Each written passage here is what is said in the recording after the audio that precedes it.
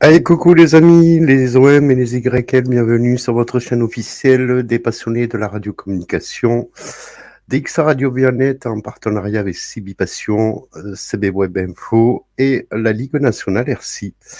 Alors ce soir, on va faire monter notre Jean-Guy, Jean-Guy Brett. Qu'est-ce qu'il est beau notre Jean-Guy. Alors Jean-Guy, ce soir, tu vas nous présenter quelque chose. Alors tu as été co-auteur de plusieurs bouquins avec Didier Bercher, Ludivine Marie. Hein non D'un seul, oui. D'un seul, bon, oui. Ok, d'un seul, je me suis trompé. Et aujourd'hui, tu as écrit un bouquin. Voilà. Voilà, là, tu es tout seul. Oui, voilà. Comme un grand. Comme un grand. Et donc, tu nous présenteras un petit peu ce bouquin. On tenait à faire cette promotion là-dessus. Mon cher Jean-Guy, bonsoir. Alors, Jean-Guy, tu as été co-auteur d'un livre. Parce que je croyais que c'était plusieurs. Non, c'est que d'un livre qui a été avec Ludivine Marie et puis Didier Bercher.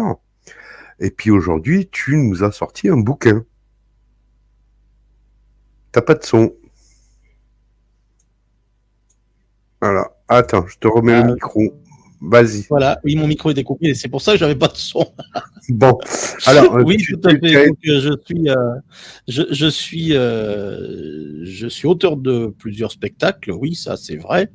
Mais je suis d'abord, pour ce qui concerne la radio, donc depuis et grâce à Didier, donc co-auteur d'un livre avec Ludivine et lui, qui est sorti en juillet 2021. Et donc là, je viens à mon tour de sortir un ouvrage dédié à la CB. Et là, tu n'es plus co-auteur, tu es auteur de ce bouquin. Moi-même, personnellement, tout seul. Voilà. Et donc, alors, quel est le titre de ce bouquin ? Alors, le titre de ce bouquin, c'est La Citizen Band de l'initiation à la passion. Alors, ça reflète un peu. Et il y a un petit sous-titre qui va bien avec ce dont tu as parlé tout à l'heure avec Gilles, c'est « Et si un jour, elle vous sauvait la vie ». Exactement. Alors, j'ai pas lu ton bouquin encore, désolé, Jean-Guy. Donc, je t'en ai commandé 2, et là, aujourd'hui, je pense que je vais t'en commander plus. Mais Ludivine l'a lu. Et donc, tu vas voir avec elle. Ludivine l'a reçu il y a pas très longtemps, mais elle n'a pas pris le temps de le savourer, hein, elle l'a dévoré. Voilà, elle a dévoré. Donc du coup, tu vas voir avec un petit peu Ludivine. Alors moi, ma question simple, qu'est-ce qui t'a amené aujourd'hui à écrire ce petit bouquin ? Pourquoi ? Et quel était pour toi cet intérêt d'écrire cet ouvrage ? Alors, ça fait plusieurs questions, mais je vais essayer de répondre dans l'ordre. Qu'est-ce qui m'a amené plusieurs choses. D'abord, le fait d'avoir coécrit le premier, certaines personnes, dont Ludivine font partie, m'ont dit écoute, qu'est-ce que t'attends pour en faire un tout seul ? Je dis oui, mais je sais pas de quoi je vais parler. Bon, c'était resté à ce stade-là.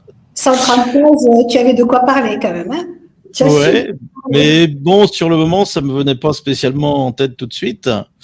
Et puis, ma foi, au mois d'avril l'an dernier, enfin cette année, une amie m'a demandé si donc dans le livre qu'on avait coécrit, on parlait des bases de la CB, en fait, comment s'équiper, pour qui, pourquoi, et si demain il y avait une panne de courant, comment on ferait.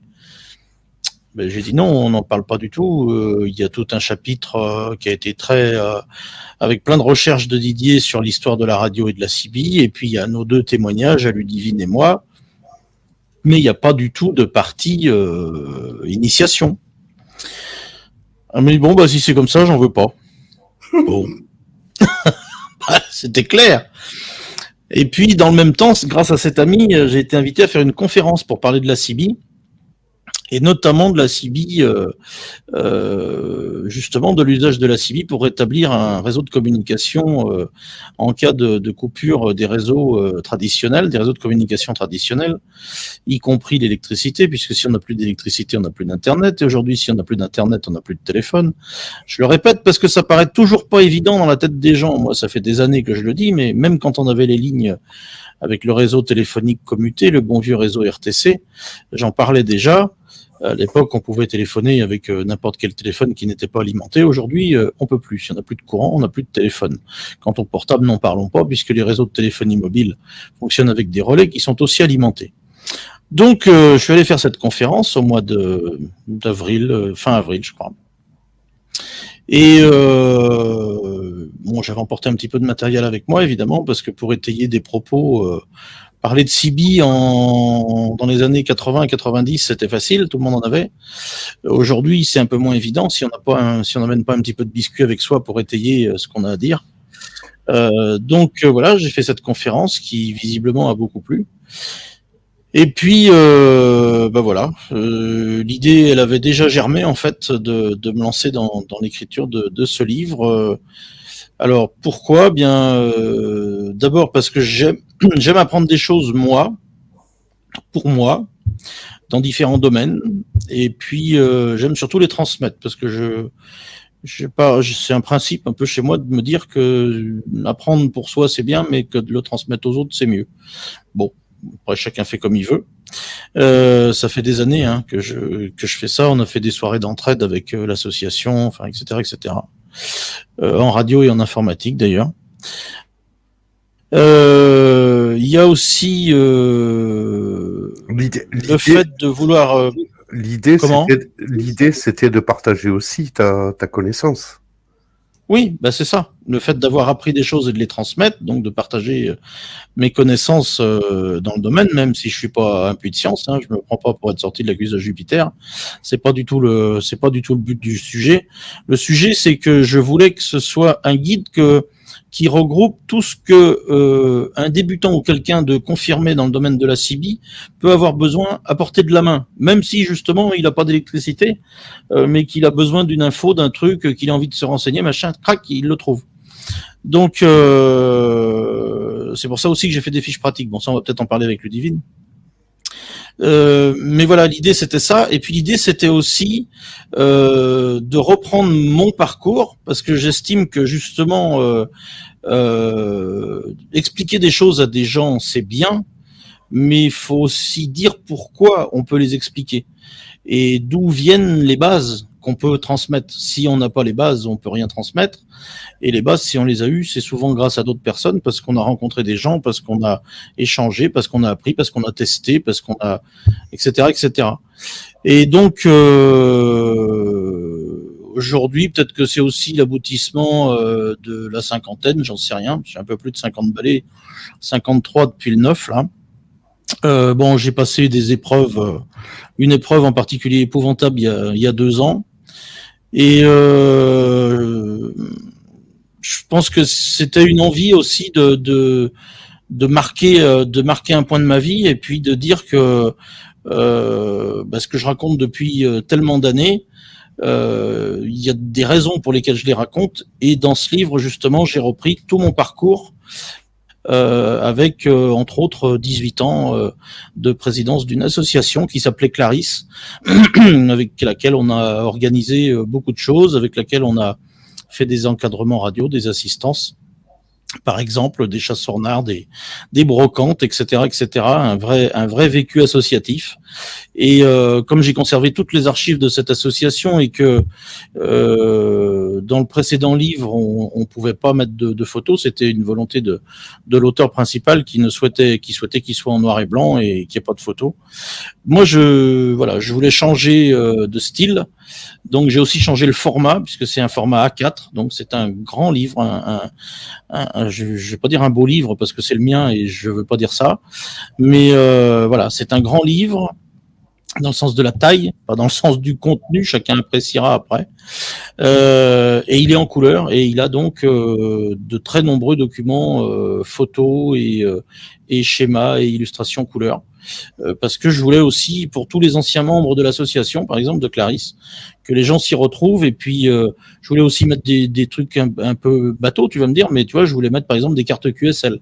Ça me semblait important d'expliquer aux gens ce que c'est qu'une QSL et pourquoi on est fier, par exemple, de recevoir une carte de l'autre bout du monde ou de ou d'un département voisin, mais voilà, cette fierté d'avoir fait par exemple un contact avec Fort Boyard, voilà, c'est échanger aussi ça, et puis aborder la CB sous d'autres aspects plus ludiques entre guillemets, à savoir l'utilisation de la CB dans les séries, dans les films, et puis la CB en pins. Ça peut paraître idiot, mais je collectionne les pins depuis très longtemps, et là pour le coup je peux le dire parce que c'est pas moi qui les ai fait. J'ai une jolie collection de pins dédiée à la CB, et du coup je voulais un peu en faire profiter les gens dans cet ouvrage. Voilà, je crois que c'est un peu la synthèse de la volonté de ce livre. Ouais, donc l'idée pour toi, c'était de retransmettre un peu tout ce que tu as appris, le savoir et tout ça, mais aussi montrer l'évolution entre les années 80 et aujourd'hui. Et puis, je crois que sur la fin du livre, tu parles aussi, en gros, et tu l'as expliqué, et c'est ce qu'on parlait un petit peu avec Gilles, c'est qu'aujourd'hui, quand on n'a plus d'électricité, le seul moyen aujourd'hui, c'est ça, hein, c'est la radiocommunication. Et donc, je pense que tu as voulu un peu regrouper un peu tout cela dans ce bouquin. Alors, je crois que c'est 180 pages, c'est ça 120. 120, bon, 120 pages, très illustré, d'après ce que j'ai compris. Alors, je l'ai pas lu, et donc, je vais te laisser avec Ludivine pour pouvoir en parler, tous les deux. Avec grand plaisir. En tout cas, merci Jean-Guy pour tout c'est moi qui te remercie. Non, on te remercie pour tout ce que tu fais pour la radiocommunication et tout ce que tu peux apporter en tant que témoignage. Donc, je te laisse avec... Voilà. Alors, je te laisse avec notre amie Ludivine qui a lu le bouquin. Merci. Et vous pourrez en parler tous les deux. Allez, je vous laisse beaucoup. tous les deux. Alors oui, tu le fais bien. Tu le fais bien. Ce que tu fais, tu le fais bien. Et bravo, Jean-Guy. Oui, effectivement, j'ai lu ton livre.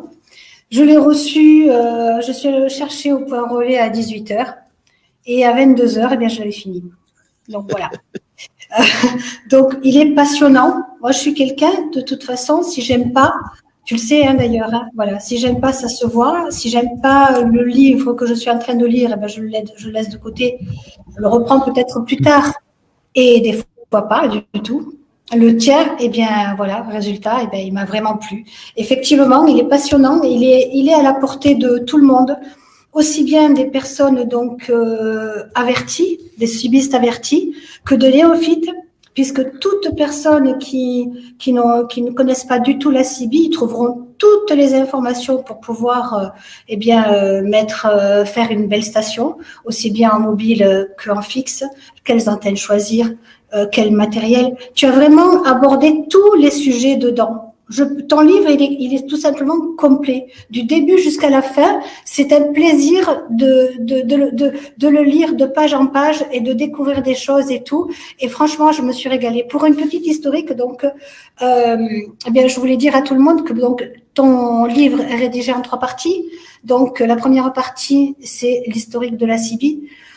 Ensuite, tu as quelle utilité pour la CB, explication des différents modes donc que l'on trouve, les appareils en fonction du budget de chacun, antennes, appareils, les antennes, quelle antenne choisir pour le fixe, pour le mobile.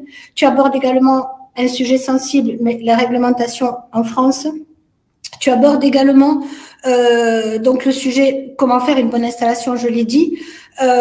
Des explications, des accessoires, le tosmètre, qu'est-ce qu'un tosmètre, qu'est-ce qu'un matcher. C'est vrai que pour nous qui savons tout ça, en fait, on le passe même pas. Enfin, je veux dire, c'est bien de se replonger là-dedans, mais quelqu'un qui ne sait pas du tout le monde n'a pas la science infuse, et tout le monde ne sait pas effectivement qu'est-ce qu'un tosmètre ou rosmètre, hein, puisque c'est différent. Qu'est-ce qu'un matcher à quoi ça sert, qu'est-ce qu'un wattmètre, bon, à la limite, bon, on peut savoir ce que c'est, mais ensuite tu abordes le paragraphe où tu parles donc de la façon de lancer un appel en local, en DX. Tout est complet dans ton livre. Pendant combien de temps tu as fait ce livre-là? Tu as fait des recherches pour ça? Tu as fait quoi? Enfin, je sais qu'il y a ton actif, bien entendu, mais je crois que tu l'as quand même relativement fait vite, ce livre, non? Ouais, alors, oui, je reviens juste par rapport à une chose que tu viens de dire, la réglementation. En fait, ce qui m'a poussé, entre guillemets, à faire un chapitre sur la réglementation, c'est le vieux serpent de mer qui revient régulièrement, notamment sur ton groupe, mais sur d'autres aussi. La CB autorisée ou non autorisée au volant, quoi. Et ça c'est une chose qui m'agace profondément à chaque fois, parce que les gens se réfèrent à des pseudo-articles qui prennent je sais pas où, alors qu'il y en a un qui est tout simple, c'est celui du code de la route, et c'est celui auquel il faut se référer. Ah ben voilà, ta sœur nous voilà bien.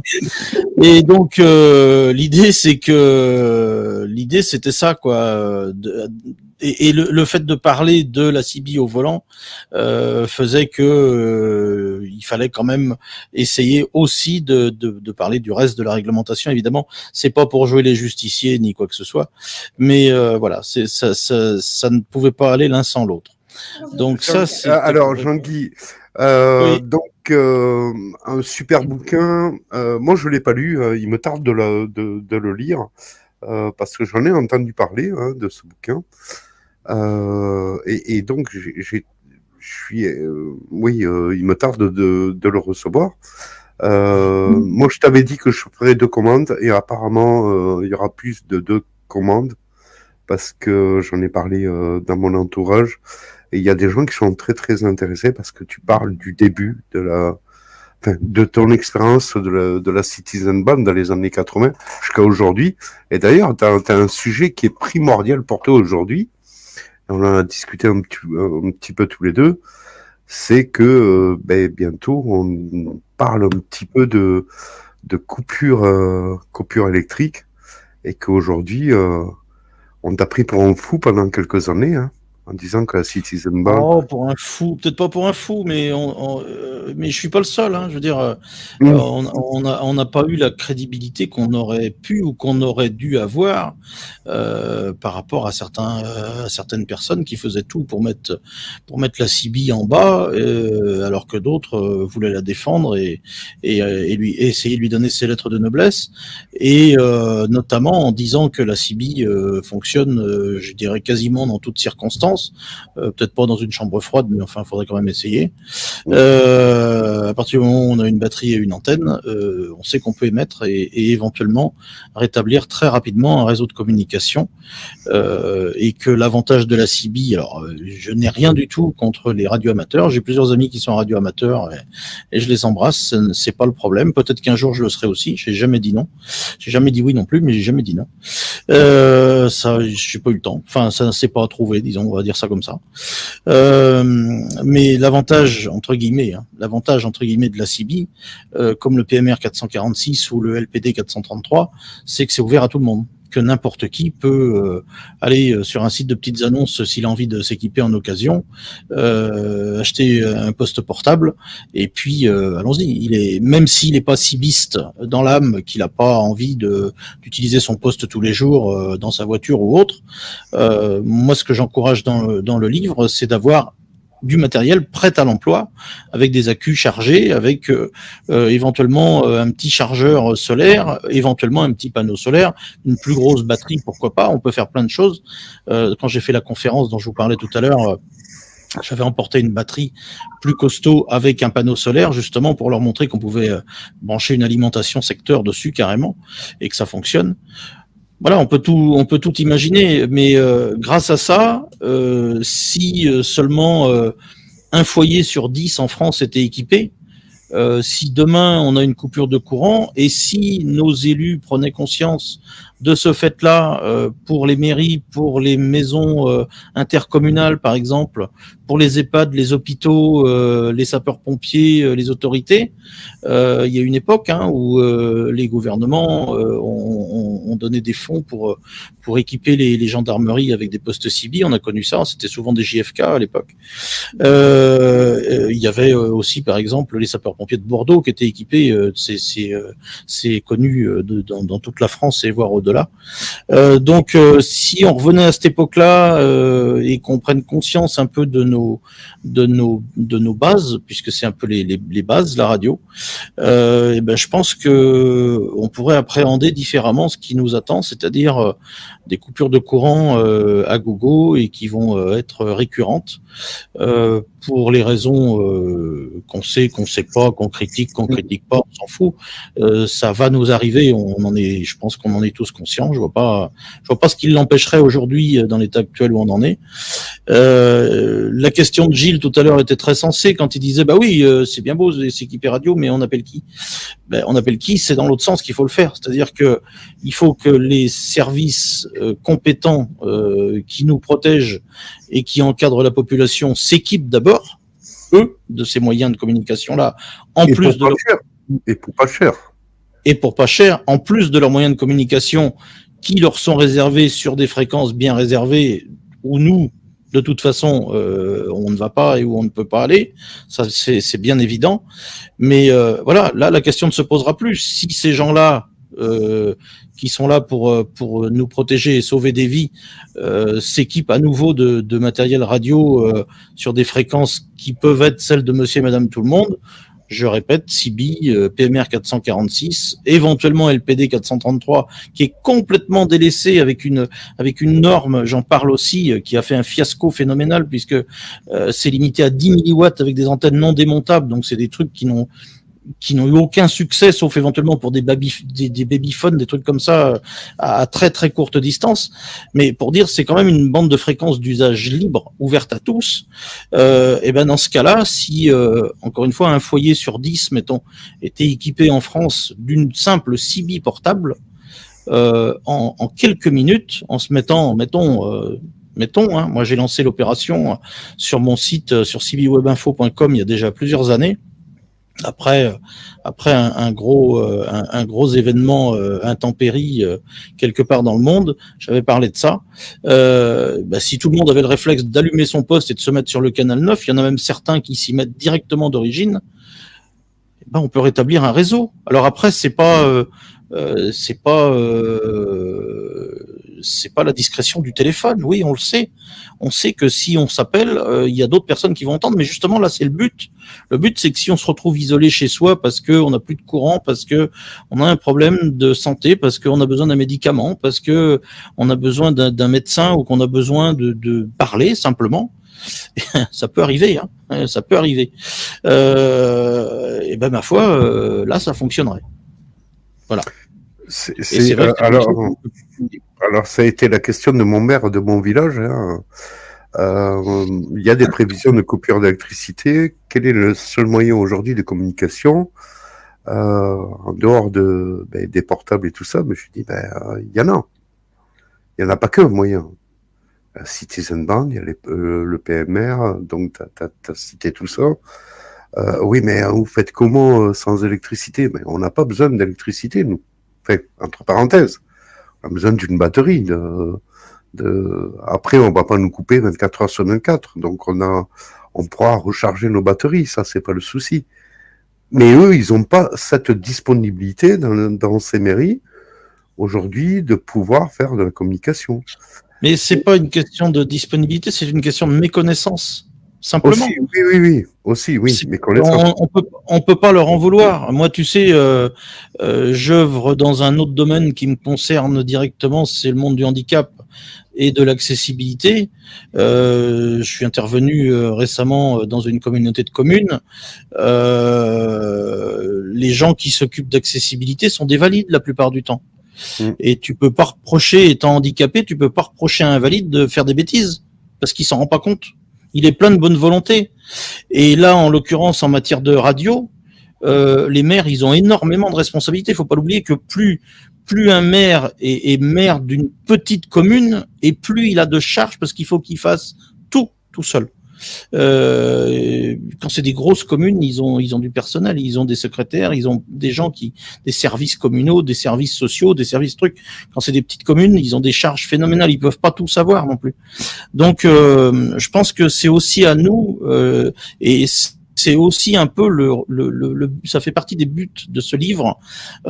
J'espère qu'il ira sur des bureaux de maires, de présidents de communautés de communes, d'élus, et que justement avec des mots simples, parce que j'ai voulu, comme Ludivine l'a souligné tout à l'heure, c'est pas moi qui l'ai payé pour le dire, elle l'a lu, j'ai voulu que ce livre il soit accessible au sens compréhensible de tous, y compris de néophytes, de gens qui ne connaissent rien à la radio, parce que je suis parti justement de l'ami qui m'a posé la question à la base, qui était de dire, dans le précédent, il y avait ça, non, ça m'intéresse pas. Bon. Mais par contre, si t'en fais un, que tu l'expliques, sois clair, hein. Va pas mettre des trucs techniques qu'on comprenne pas, hein. C'est pas la peine, ça nous intéressera pas non plus. Donc, j'avais un peu le cahier des charges, si tu veux. Et donc l'idée c'est ça, tu sais, je reviens à l'histoire du handicap. Quand tu vas dans une réunion d'accessibilité et que tu vois une photo avec un WC prévu pour des personnes handicapées et qu'il y a une poubelle à pédales, je leur explique avec beaucoup d'humour que quand on est paraplégique, se servir de ses pieds, c'est pas évident. Voilà. Mais c'est comme la radio, ça fait 30 ans que je le fais, à peu près. Donc il suffit de trouver les mots, c'est pas difficile. Alors les maires, on peut pas leur en vouloir de pas savoir ce que c'est d'avoir des radios, parce qu'ils en ont eu. Il y a eu des communes qui ont été équipées de systèmes de radio, mais comme les taxis, si tu veux, comme les ambulances. Moi, j'ai eu l'occasion de prendre des ambulances des dizaines de fois dans les années 70-80. Ils avaient déjà des radiotéléphones. Aujourd'hui, ils en ont plus. Ils ont tous des portables, ils sont tout le temps avec le téléphone au volant, l'oreillette, le truc, le machin. Ils ont plus de radio. À quoi ça leur servirait ? Sauf que aujourd'hui, s'il n'y a plus d'électricité, comment on fait pour communiquer si on n'a pas de radio? On ne sait pas. Voilà. Nous, on sait. Et je pense que c'est notre rôle, amateur radio, cibiste, radio amateur, tout ce que vous voulez, vous appelez les gens comme vous voulez, mais passionnés de défendre nos moyens de communication et de dire qu'ils peuvent permettre de communiquer et pourquoi pas de sauver des vies, puisque c'est aussi le sous-titre de mon bouquin. Et si un jour elle vous sauvait la vie, qui ça? La CIBI. Alors, il y a pas que la CIBI, hein. Il y a aussi les radios amateurs, hein, parce que moi j'ai reçu un courrier. Non, mais j'ai reçu un courrier. Je dis que la CIBI, c'est ouvert à tout le monde. C'est juste ça, la différence. Voilà, oui, c'est ça, oui. Non, mais je comprends. Oui, non, mais j'ai très, très bien compris. Je veux surtout pas remettre en cause le boulot de la FNRASEC, de la DRASEC, qui sont des gens formidables, exceptionnels, etc. Il n'y a aucun problème là-dessus. La question n'est pas là. C'est que quand on reçoit un courrier de la préfecture, moi j'ai reçu un courrier de la préfecture. Aujourd'hui, on sait que vous êtes amateur de radio. On sait qu'il y a quelques radios amateurs. Alors, il n'y a pas de radio amateur dans la Marne, hein, ça c'est clair. Voilà, qu'est-ce que vous pouvez nous apporter en cas de coupure d'électricité prochainement? Oui, on peut vous apporter des choses, mais voilà, il faut que vous soyez déjà éduqués là-dessus et que vous puissiez au moins vous en servir, quoi. Parce que c'est bien de fournir du matériel, pourquoi pas, hein, c'est pas le souci. Mais est-ce que vous êtes capable de vous en servir et en bonne ça fait aussi partie des choses. C'est aussi un sujet que j'aborde dans le livre. Voilà. Ce que je voudrais dire, moi, par contre, c'est que je vais t'en commander un autre, Jean-Guy, de ce livre. Voilà, je vais le commander un second. Et je vais l'offrir à la mairie de ma commune, parce que je trouve que c'est important. On en a parlé la dernière fois au téléphone. Et toutes les communes, Joël, n'ont pas la même approche que ce que tu as eu toi. Et certaines, justement, ne comprennent rien du tout à la CIBI et ne voient absolument pas l'intérêt de la CIBI au jour d'aujourd'hui. J'ai contacté ma commune l'année dernière. J'ai envoyé un courrier en expliquant un petit peu ce qui risquait de se passer en cas justement de coupure de courant, en cas de catastrophe naturelle, etc., etc. Et j'ai reçu en retour un très gentil courrier qui m'a dit non, ne vous inquiétez pas, nous on a tout ce qu'il faut, on n'a pas besoin de vous. Ok, donc c'est pour ça que je voudrais offrir ce livre et je trouve que dans chaque commune, c'est un peu utopique ce que je dis là, mais je trouve qu'un maximum de personnes devraient faire la même démarche dans leur commune. Et je pense que beaucoup de maires comprendraient l'utilité de la CIBI et on retrouverait peut-être ces lettres de noblesse. Alors, je reviens sur la question que j'allais te poser qui est passée tout à l'heure à la trappe parce que ma sœur est Oui, à cause de ta sœur, oui. Voilà, c'est ça. Tu lui diras d'aller se raser. Au fait, ta sœur, elle est pas très bien épilée, je trouve. Oui, elle est poilue, oui. Bon, des origines portugaises, peut-être. Pardon. Ma question, c'était, tu as mis combien de temps pour l'écrire, ce livre? Alors, écoute, en mois, j'ai donc commencé au mois de mai l'année dernière. Et j'ai eu l'accord de le sortir de l'éditeur le 17 novembre et il est sorti officiellement le 19 parce qu'entre le 17 et le 19, bon, j'ai eu des démarches et des choses à faire auxquelles je pouvais pas me soustraire. Donc voilà, en mois, ça fait ça. En heures, je suis incapable de te le dire parce que j'y ai passé énormément de temps. Bon, j'ai tout écrit évidemment. Donc quand on n'écrit pas tout à la suite. Faut pas croire, ça vient pas comme ça en claquant des doigts. Donc c'est beaucoup de temps de lecture, de relecture. Enfin, tu sais ce qu'il en est. Je t'apprends pas le métier. de temps de réflexion. Et puis des fois on se réveille la nuit en se disant oh bon sang, ça y est, une idée qui vient. Mettre un camion blanc sur la couverture. C'est ce qui m'est arrivé. Et le lendemain, je suis allé sur un vide-grenier, j'ai trouvé un camion blanc. Ouais, youpi, tralala. C'est véridique, c'est pas dans le livre, mais je vous jure que c'est vrai. Mais ça a été le cas pour plein d'autres choses, je veux dire, parce que quand on écrit, que je le disais tout à l'heure, j'ai pas écrit 50 livres, je suis juste co-auteur de l'autre et auteur de celui-ci, mais j'ai aussi écrit des spectacles. Et quand on est plongé dans un récit ou dans une explication ou dans un sujet qui vous tient à cœur, des fois il y a des choses qui viennent facilement, puis d'autres fois ça vient pas. Mais ce qui est sûr, c'est que d'entrée de jeu, j'ai réussi à faire un sommaire qui tenait plutôt la route. Et je l'ai modifié, mais pas tant que ça. Disons que j'avais un squelette déjà d'origine parce que j'avais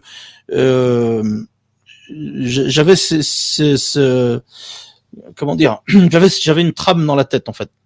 Ouais. À partir du moment où j'ai eu l'idée que ce soit un guide, que ça ait eu une allure de guide au départ, je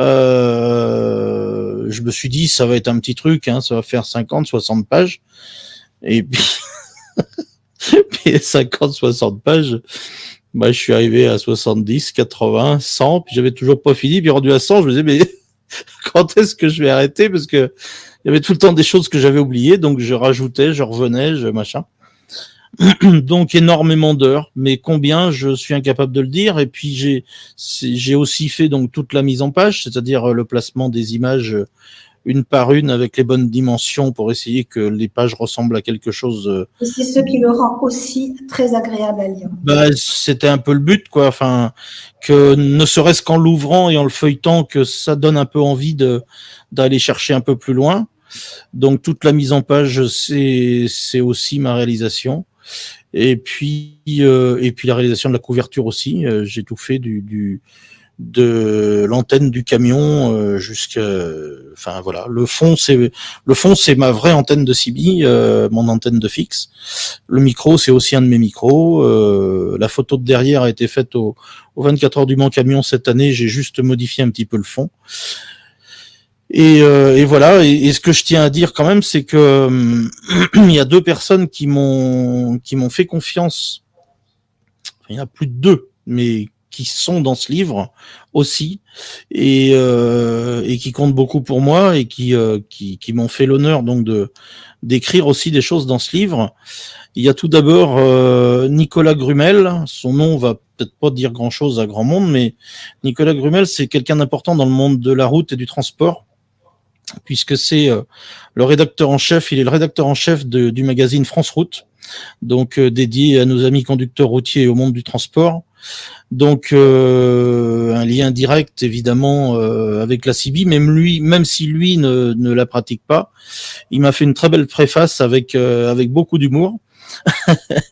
et on a l'occasion de l'écouter de temps en temps dans l'émission de notre ami Sébastien Ponchelet, qui lui avait fait la préface du livre qu'on a coécrit ensemble avec Didier dans son émission Les routiers sont toujours aussi sympas sur 107.7. France Route est donc un des partenaires de 107.7, et voilà, ça m'a fait très plaisir que Nicolas m'accorde sa confiance et me fasse l'honneur d'écrire cette préface. Et tu en as donc, une deuxième personne, effectivement. Donc voilà, ça c'est la première chose importante. Et puis la deuxième chose très importante aussi pour le monde de la radio, de la CIBI, et que cette entité soit présente dans ce livre, grâce à Norbert Heidel, donc son président. C'est la Ligue nationale ERCI. Donc Norbert m'a fait l'honneur et l'amitié de me faire d'écrire un témoignage en fait. Qui fait 1 page et demie à peu près, qui se trouve donc juste après la préface. Et voilà, je pense que c'est important d'avoir des écrits de quelqu'un comme lui, parce que il fait partie de ceux qui aujourd'hui défendent vraiment la CIBI, défendent le rôle aussi des signaleurs, qui est très important. C'est aussi un sujet que j'aborde dans le livre, les signaleurs.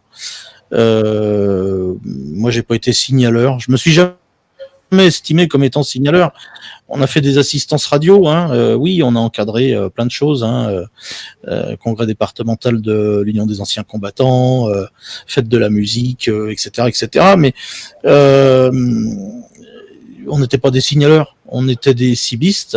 On était membre d'une association, moi le président, ça changeait rien, et on le faisait pour le plaisir, et le rôle de signaleur, le mot de signaleur n'était même pas. Il n'existait pas à cette époque-là. Alors il existait aussi, parce que justement je parle de l'histoire du mot de signaleur dans le livre.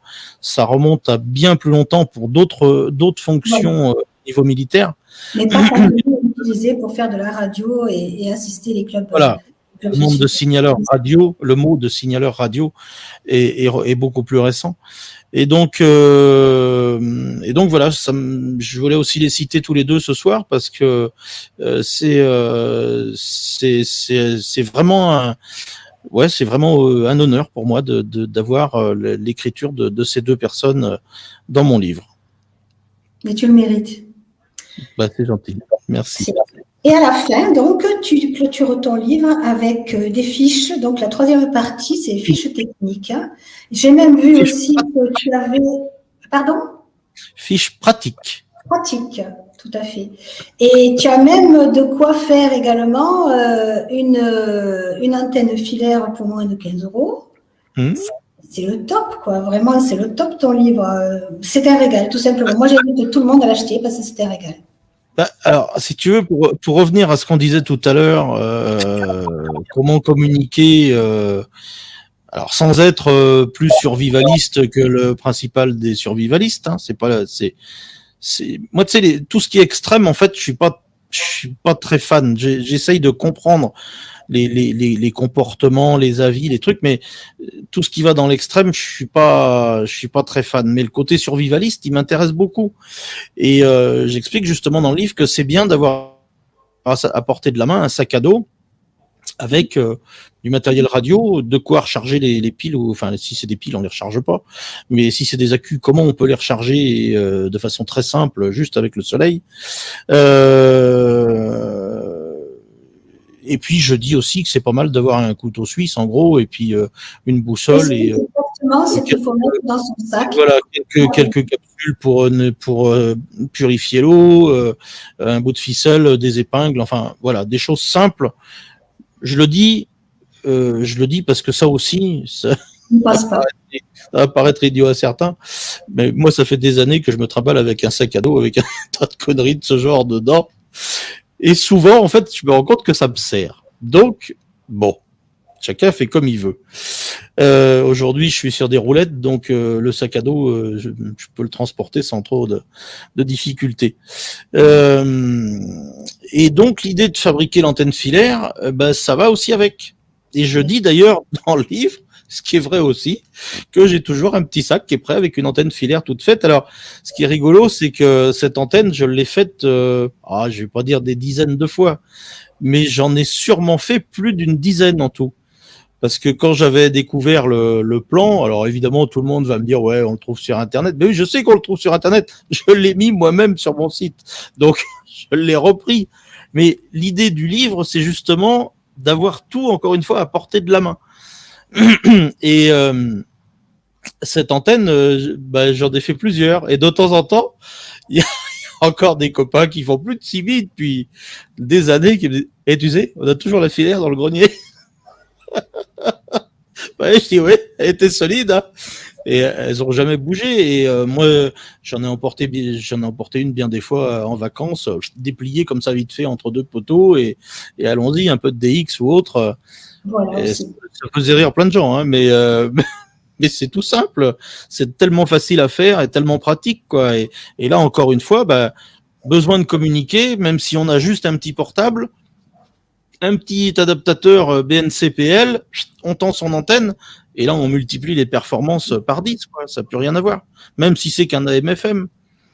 Et même s'il y a un cataclysme ou un truc, il va bien rester un arbre, un poteau, un truc, un machin, où on va pouvoir accrocher une antenne quand même. Enfin, j'espère. Si c'est que des coupures de courant, si c'est des choses plus graves, on ne peut pas savoir. Mais bon, il faut espérer. Non, il ne faut pas espérer qu'il y ait plus grave. Donc, il y a, dans les fiches pratiques, il y a les divisions des X, il y a la répartition, une partie, je vais dire, on va dire la répartition essentielle du spectre radio, parce que là aussi, les gens, quand ils voient 2 antennes sur une voiture, c'est pour faire quoi? C'est pour parler à la police. Même à l'hôpital, j'y avais eu droit, j'avais mon PMR sur ma table. Et vous faites quoi avec ça, monsieur? Vous écoutez la police? Et non, pas vraiment, non. Je vais vous expliquer, c'est pas tout à fait la même chose. Bon, donc voilà, je trouvais que c'était important d'expliquer aux gens, de leur montrer un peu la répartition des fréquences. Bon, il y a aussi un tableau de fréquences élargi de CB avec quelques alertes, enfin quelques informations, on va dire. Il y a aussi différentes fréquences d'appel internationales à utiliser avec parcimonie et aux risques et périls de chacun, évidemment, puisqu'il y en a un certain nombre qui sont en dehors des fréquences autorisées en France, hein, mais après, chacun fait comme il veut. C'est aussi pour faire de l'écoute, hein, c'est pas uniquement pour émettre. Enfin voilà, il y a 11 fiches pratiques en tout. Que j'ai. Puis il y a surtout pour quelqu'un qui débute, ce qui me semble primordial, et j'ai commencé par ça. Il y a 2 fiches avec les principales fonctions des postes CB. Voilà. Effectivement, qu'est-ce qu'est le RF gain, qu'est-ce qu'est le main gain. Tout le monde n'a pas ça à savoir, effectivement. Par exemple, comment utiliser le fine, le coarse, etc., quoi. Avec, j'ai repris des fonctions de postes des plus anciens jusqu'aux plus récents. Alors il n'y a pas tout. Hein, il y a pas, c'est pas la notice d'un Lincoln 2 qui est dedans, hein, ni d'un George, ni d'un Midland 7001, mais il y a ce que j'ai intitulé les principales fonctions des postes CB. Après, le mec, s'il lui en manque une ou 2, il va bien trouver à quoi ça sert quand même. Il suffit d'essayer. C'est des questions qui reviennent souvent justement sur les groupes Facebook de personnes qui arrivent là et qui s'intéressent à la CB, qui achètent un poste CB mais qui ne connaissent pas du tout les fonctions. Alors volume, oui, charré, il n'y a pas de souci, mais RF gain, my gain, le cross, comme tu dis, on ne sait pas. Donc USB, les modes, à quoi ça sert, c'est quoi, pourquoi faire, quel canal d'appel, où appeler, tout ça, ils n'ont pas la science infuse et ils ne savent pas. Et donc, c'est souvent que personne ne leur a expliqué. Et ton livre, c'est pour ça que ton livre... Mais oui, mais alors personne ne leur a expliqué récemment, si tu veux, mais des guides, on en a tous connu.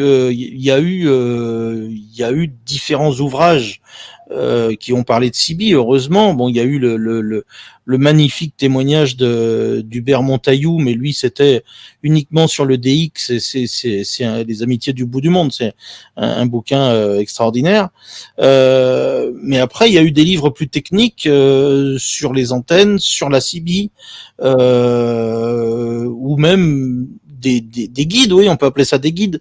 Mais moi, je l'ai pas appelé guide volontairement parce que j'ai donc cette partie d'initiation. Le titre va avec le déroulé du livre, en fait, de l'initiation à la passion, et si un jour elle vous sauvait la vie. Donc, de l'initiation, c'est pour expliquer aux gens, à la passion, c'est ma partie à moi, et puis après, les fiches techniques, et si elle vous sauvait la vie, bah, à découvrir dans le livre, évidemment. Mais des guides, ceux qu'il y a eu, bah, ils ont 30 ans, 40 ans. Donc quelqu'un qui retrouve, moi j'en vois, il m'est même arrivé d'en racheter récemment pour voir un peu de quoi ça parle et comment c'était fait. Ils sont tous sortis, enfin la plupart sont sortis avec la réglementation qu'on a aujourd'hui ou un peu avant. Donc on nous parle des fois des 22 FM, etc., etc. Et du coup, ils sont complètement désuets. D'abord, ils n'étaient pas en couleur. Les photos qu'il y avait, c'était obligatoirement en noir et blanc. Et puis, on trouve des postes qui ont, je vais pas dire complètement disparu du marché, mais il y en a certains. Enfin, on les a. Même toi, je sais pas si tu les as connus. Tu as commencé la CB avant moi. Moi, même si je l'ai commencé en 89, je me suis quand même intéressé à ce qui s'était passé avant. Il y a certains appareils, je ne les ai jamais vus de mes yeux vus. Donc voilà, et c'est ça le problème aujourd'hui, c'est que quelqu'un qui... Il n'y a plus non plus de revues. Avant, tu avais les revues mégahertz, oui. Tu avais quoi, QSO Magazine, la Radio CB Connexion, CB Magazine, France CB, voilà. Il y a eu tout ça, oui, on les a tous connus, achetés, pratiqués. Moi, j'avais de très bons contacts avec le rédacteur en chef de Radio CB Magazine à l'époque, Philippe Gueule. Quand on avait l'association, il nous a fait de très nombreux articles, il appréciait beaucoup. Et c'était mon magazine de chevet, quoi, un peu comme à l'époque France Routier, devenu depuis France Route, mais c'était aussi c'était aussi des magazines qui étaient en vogue, quoi, qui tournaient bien. Alors Dieu merci, France Route existe toujours, mais tout ce qui est magazine de radio et plus particulièrement de CB, ça fait je pense que les tout derniers exemplaires ont dû sortir il y a peut-être une petite dizaine d'années, mais je suis peut-être loin du compte. C'est peut-être encore avant. Ouais, je pense. Ouais. Ah. Donc c'est vrai qu'il y a plus. Alors Jean-Guy, où c'est qu'on peut acheter ton bouquin? Alors, plusieurs solutions. Il est en vente d'abord sur le site de l'éditeur The Book Edition. Mais dans ce cas-là, si vous l'achetez directement sur The Book Edition, je ne peux pas vous faire de dédicace parce qu'il part directement de chez l'éditeur. Donc, pour info, ce que je vous ai pas dit, c'est que j'ai repris le même système d'édition que celui qu'on a coécrit, c'est-à-dire que c'est de l'auto-édition. Donc, ça a tous les avantages et tous les inconvénients pour l'auteur, c'est-à-dire qu'il faut tout faire soi-même. Donc, je fais tout moi-même. Donc, s'il marche, c'est à cause de moi, et s'il marche pas, c'est aussi à cause de moi. Donc, l'auto-édition, l'auto-éditeur, c'est The Book Edition. Je les salue au passage parce qu'ils ont été formidables avec moi, ils ont été très réactifs. Ils se trouvent à Lille, dans le Nord, évidemment. Donc, si quelqu'un en veut un et en commande un sur le site de l'éditeur, c'est tout à fait possible. Il est disponible rapidement, mais je ne pourrai pas faire de dédicace. Voilà, c'est la seule chose qu'il faut savoir.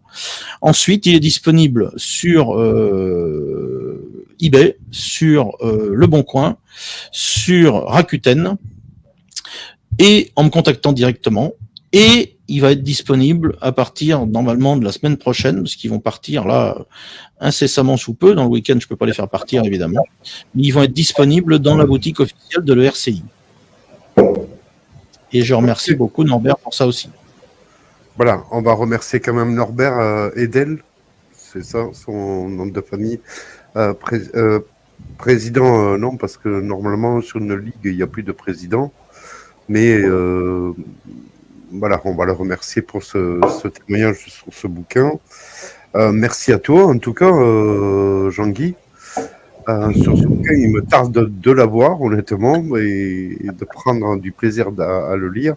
Et je crois que je vais faire comme Ludivine, je vais en commander plusieurs et l'offrir à mes, on va dire, aux communes qui sont autour de moi, à nos maires, pour leur expliquer un petit peu ce qui peut arriver et ce qu'on peut éviter. Voilà.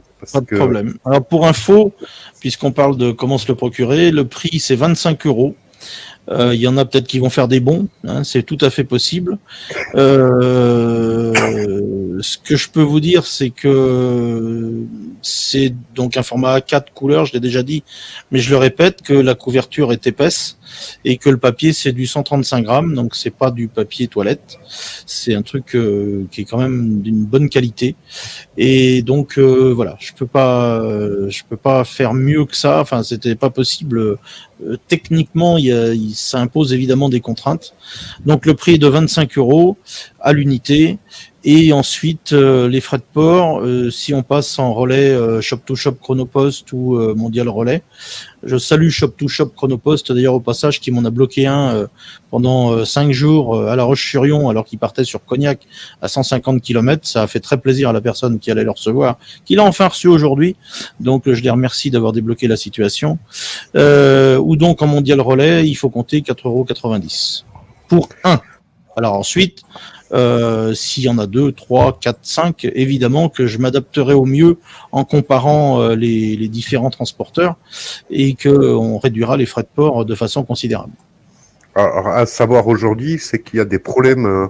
Alors moi j'en parle parce qu'on a des problèmes au niveau des cartons, enfin tout ce qui est papeterie, c'est un gros problème aujourd'hui. Il faut savoir qu'une ramette de 500 feuilles pour une imprimante aujourd'hui à moins de 10 €, c'est chaud. Donc voilà. Je comprends un petit peu ton prix. C'est pas discutable.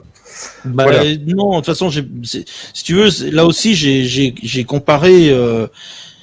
J'ai comparé différents sites, différentes possibilités, mais c'est ce qui m'a paru le plus correct à tous les sens du terme. Le meilleur, on va dire, le meilleur rapport qualité et prix de revient et donc de revente. Bon, en tout cas, merci Jean-Guy. Je fais remonter un petit peu tout le monde. Donc, on va laisser un petit peu la parole à tout le monde. Les personnes qui veulent assister, qui veulent venir nous rejoindre là pour poser des questions ou discuter avec nous, il n'y a pas de souci. Je vous laisse le lien en vidéo là. Qu'est-ce que je voulais dire d'autre ? Ah oui, dans ce qu'a dit Jean-Guy, il y avait 2-3 petites choses qui m'ont fait alors le 433, effectivement, le LPD c'est un petit peu embêtant, c'est vrai, mais il faut pas oublier que le 433, il y a d'autres utilisateurs dessus, hein. Il y a de la radiolocalisation, il y a l'exploration de la Terre, il y a les ISM, etc. au niveau français. Et donc, ce qui justifie que le LPD, c'est que ça ne soit que, je sais plus, je crois 10 milliwatts. Hein. 10 milliwatts. Ils n'ont pas intérêt à faire plus. Et je vous signale qu'en plus de ça, 433, vous êtes en plein dans la bande amateur. Donc, je peux vous. Oui, mais c'est une toute petite partie. Hein. C'est une toute petite partie du 433, Vincent. Je sais. Il y a 69 canaux, c'est pas tout le 433. C'est une toute petite partie. Non, puis de toute façon, les radioamateurs, ils vont de 430 à 440, mais ils étaient exclusifs avant ça. Ce qui fait que, si tu veux, on a d'abord eu les ISM, on a eu d'abord des trucs, et c'est vrai. Alors les ISM, hein, pour ceux qui ne savent pas, ce sont les applications industrielles, scientifiques et médicales. Mais là aussi, ils sont là parce que ils sont restreints en puissance avec les trucs. Donc le LPD, ça ne peut pas devenir une bande, c'est là-dessus que je réagissais, compte tenu des 3 utilisateurs officiels internationaux, que sont les radioamateurs en primaire, que sont les radiolocalisations en primaire, ou à égalité de droit, et que l'exploration de la Terre, ça veut dire que ce sont des satellites qui font des films, enfin tout ce qui est exploration de la Terre depuis l'espace. il est évident que ça ne pourra pas venir, compte tenu des gens qui sont titulaires de ces bandes actuellement, bien sûr. Et ça ne pourra pas faire la même chose que le 442. Hein, 446 plus exactement. Non, 446. Mais bon, peu importe, si tu veux, ce que je veux dire, c'est que de 446, on est en dehors de ce type de bande. Oui, mais je comprends bien. Sur le LPD, ça n'a été autorisé vraiment que sous la pression des commerçants. Ouais. Uniquement. À l'époque, j'étais au comité exécutif de l'IARU. À Genève, j'étais donc à Genève pour une des commissions de travail là-dessus. Et je peux te dire et il n'y avait pas que les radioamateurs. Beaucoup d'utilisateurs de cette bande de fréquence se sont arc-boutés dessus pour éviter les LPD. La pression commerciale a été telle que on a fallu les LPD.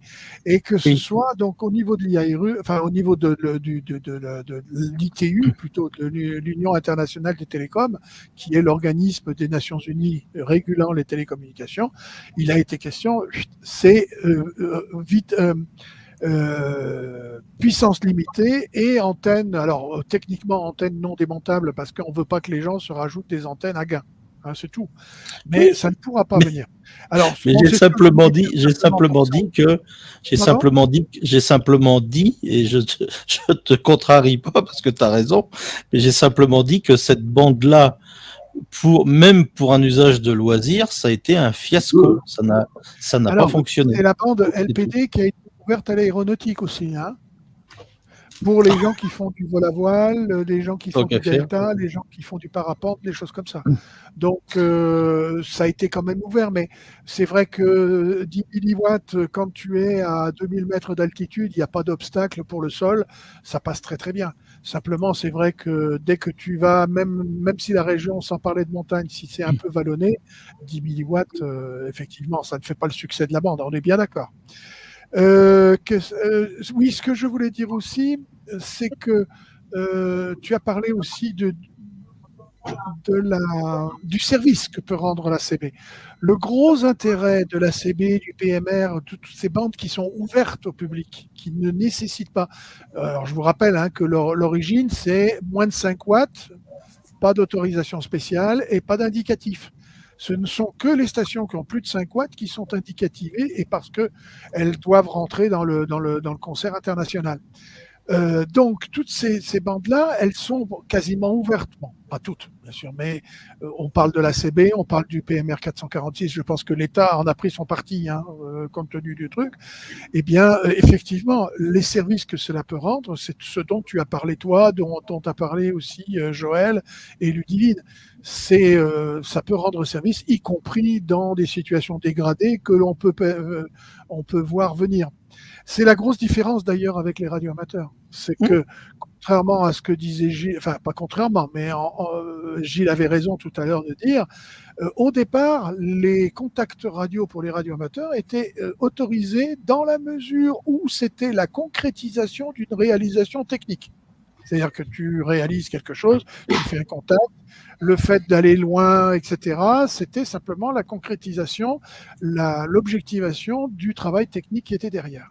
Aujourd'hui, bien entendu, la liberté, et puis ils n'ont pas le monde, il y a beaucoup moins de monde pour faire des contrôles aussi, il faut pas se leurrer. Eh bien, donc, ça s'est un peu libéralisé, mais je regrette, dans la réglementation, il y a des sujets. Tout ce qui a trait à la radio peut être discuté, et on a droit à 30 secondes dites, je mets des guillemets, 30 secondes de banalité. C'est-à-dire qu'en fait, on ne peut pas parler des puces du chien, etc., de la maman et tout. C'est unique. C'est pas l'objet de la radio d'amateur. Et par contre, la radio d'amateur, là où elle intervient, c'est là où ça me fait réagir. Mais tu en as parlé, c'est la FNRASEC, les ADRASEC, etc. Je rappelle qu'il y a des équipes de radio d'amateur dans chaque préfecture pour justement chercher les balises, chercher les avions qui se crachent, les choses comme ça. Et sorti de là, c'est technique, on est bien d'accord. Or, faire ce que vous faites avec des assistantes, les signaleurs, tout ça, nous, on ne peut pas le faire. Ou alors, si on le fait, on le fera sur d'autres fréquences. Donc, c'est vrai que c'est intéressant dans ce que vous avez discuté et ce dont toi tu as parlé, ça me plaisait bien. Merci. Qu'est-ce qu'il y avait aussi? Alors le problème de l'alimentation, hein, c'est un problème. Moi, j'ai un petit, parce que je fais du point haut sur les ondes radio amateurs. J'ai un petit groupe électrogène, hein, un tout petit truc. C'est gros, ça doit faire 60 sur 60, quoi, grosso modo. C'est un peu lourd quand même, mais je mets ça dans mon coffre et puis vas-y petit, je tire une cordelette et puis avec un petit peu de jus dedans, ça marche très bien. Bien sûr. Et ça, j'ai participé moi-même à deux trucs comme ça, où les radioamateurs de Lyon, notamment, ont relayé, quand le Central Sévigné, à Lyon, ça va parler à notre ami Gilles, le Central Sévigné a brûlé. Eh bien, pendant une semaine, les radioamateurs ont relayé les communications entre Lyon, entre la préfecture de Lyon et la préfecture de Paris, etc. On a été mis à contribution également quand il y a eu les inondations de Nîmes il y a une vingtaine d'années. Eh bien, il n'y avait plus rien qui marchait. Et donc, là aussi, ce sont les radioamateurs de Nîmes, de Lyon, etc., qui ont fait les relais. Mais on peut faire ce genre de choses parce qu'à ce moment-là, on dispose on dispose de circonstances particulières. On est requis par la force publique, donc il n'y a pas de problème.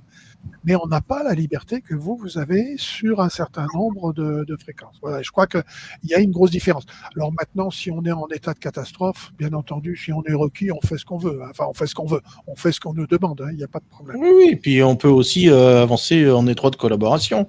C'est pas le problème. Mais le groupe électrogène, j'en parle aussi dans le bouquin parce que une année, on avait fait une activation des X sur un pont, sur un ancien viaduc ferroviaire en fait, où il y a absolument pas d'électricité. Il est complètement désaffecté. Il sert à faire du saut à l'élastique d'ailleurs depuis un certain nombre d'années. Et donc du coup, on avait alimenté on avait un camping-car avec une remorque et on avait une directive, un rotor, du gros matériel. Et on avait un groupe électrogène, effectivement, qui nous avait été prêté. C'est dans ces circonstances. Mais c'était un gros, par contre, là, c'était un truc balèze. Mais ça a fonctionné pendant tout le week-end, impeccable. J'avais un truc, oui, vous avez parlé aussi un petit truc. Alors moi, j'ai mis confusion avec le téléphone. C'est une très bonne idée que de se faire connaître. Au niveau quel que soit le système dans lequel on est, hein, donc moi je suis dans un autre système, mais que ce soit de la CB, du PMR, etc., au niveau des services que l'on peut rendre, des sites, des associations de signaleurs, de toute façon, ou des radioamateurs, c'est toujours très intéressant de se faire connaître des autorités locales parce que effectivement, on peut rendre des services et des fois, ils ne vous appellent pas parce que simplement, ils ne le savent pas, tout bêtement. Alors que vous seriez prêt à pallier des choses si vous connaissez. Et donc, c'est ce que je disais à Joël tout à l'heure. C'est de la méconnaissance. C'est pas spécial. C'est ce que je disais à Joël tout à l'heure. C'est de la méconnaissance. Oui, tout à fait. Mais l'idée de Ludivine de dire, moi, je vais offrir à mon maire ton bouquin. Bon, je sais pas s'il va le lire, mais au moins, le jour où il aura un petit peu... Ah merde, on m'en avait déjà un petit peu parlé. Oh, attends, où c'est que j'ai mis là?